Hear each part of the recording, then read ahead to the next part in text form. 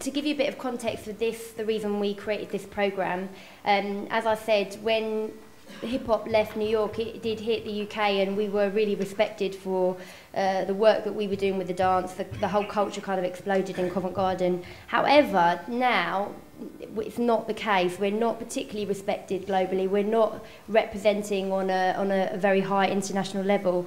Whereas countries like South Korea, Taiwan is really up and coming, China, Russia, Japan, France, Germany, those countries have invested in bringing over pioneering artists in these disciplines for the last 20 years. And when we did Breaking Convention in 2004, the first one, Electric Boogaloos hadn't been to this country for 21 years, and as a result we had lost a connection with the dance.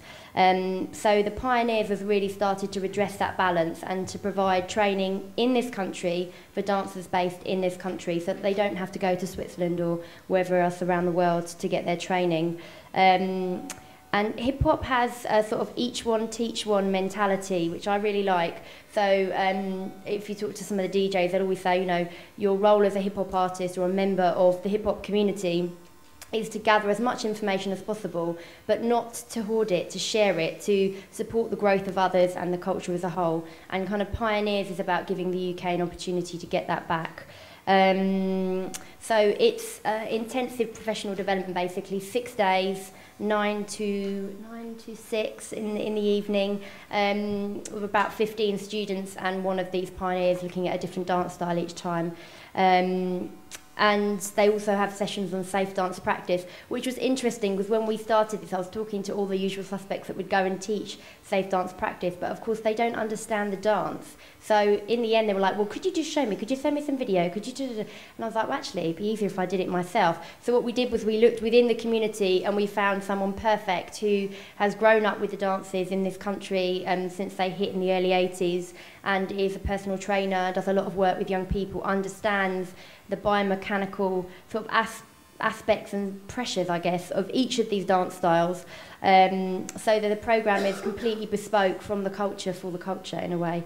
Another element of this is helping them to find their lobbying voice, because as a culture that has existed outside of the funding sector, they don't know about Dance UK, they don't know about Foundation Community Dance, they don't know about needing insurance. I mean, I'm being very general here, a lot of them do, and a lot of them are being really plugged into these organisations and are spreading the word about the bigger dance sector. So that's another really important part of what's come out of the Pioneers, is helping a sector find its voice.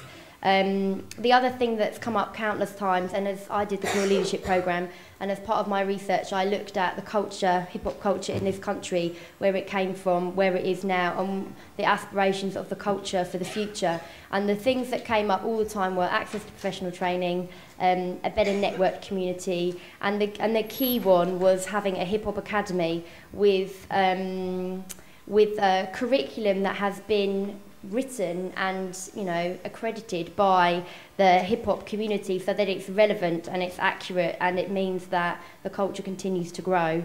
Very early days, we haven't got a hip-hop academy, but it would be nice to think that in the UK we could be world leaders and we could shake things up, and we could have this amazing space, with space for the art, for the music, for the dance, for training, for healthcare, a cafe, an archive. It could all contain what hip-hop needs for the future.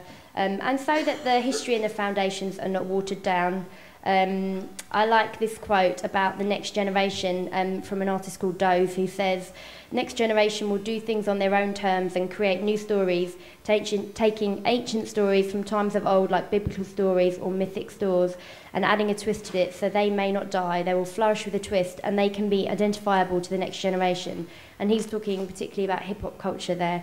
So I hope that we can contribute to a living history of global hip-hop culture, and placing the UK and its achievements and pioneers within that, so that the next generation can grow and keep creating. And I hope that the hip-hop culture finds its voice, so that it is their story and their history that is taught, not someone else's opinion of what should be taught or what it is.